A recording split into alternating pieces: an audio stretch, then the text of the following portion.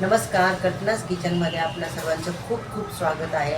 सध्या गणपतीचे दिवस आहेत, तर रोज काही ना काही नैवेद्य गणपतीला बनवावा लागतो. तर मी आज आपल्यासाठी घेऊन आलेली आहे अंगूर रबडी. चला तर मग त्यासाठी लागणारे साहित्य पाहूया. आपण पाव किलो पनीर घेतलेले आहे, ते आता हाताने चांगले मळून घ्यायचे. आपण प्रथम 2 कप पाणी घ्यायचे व त्यामध्ये चवीनुसार साखर टाकायची व ते उकळवण्यासाठी ठेवायचे. पनीर छानपैकी मळून झालेले आहे. आता आपण त्याचे छोटे छोटे गोळे तयार करू. आपले बॉल बनून तयार झालेले आहेत. आता साखरेचं पाणी उकळलेलं आहे, त्यामध्ये आपण हे सर्व टाकूया.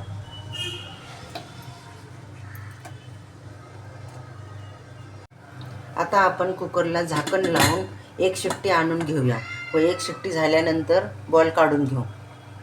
इकडे एका पातेल्यामध्ये पाऊण लिटर दूध घट्ट होण्यासाठी गॅसवर ठेवलेलं आहे.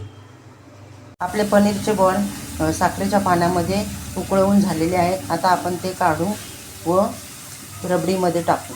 आपली रबडी तयार आहे. आपण त्यामध्ये हे पनीरचे बॉल टाकूया. जी रबडी बनवायला ठेवलेली आहे त्यामध्ये आपण साखर टाकूया.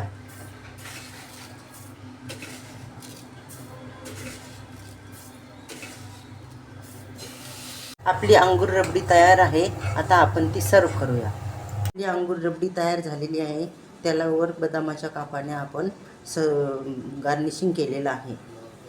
रबडी तयार झालेली आहे. खूपच चवीला छान झालेली आहे. त्यामुळे आपण घरी करून पाहू शकता. रेसिपी आवडली असल्यास व्हिडिओला लाईक करा, शेअर करा व सबस्क्राईब करा. बेल आयकॉनचं बटन दाबायला विसरू नका. परत भेटूया नवीन रेसिपीसोबत. तोपर्यंत बाय बाय.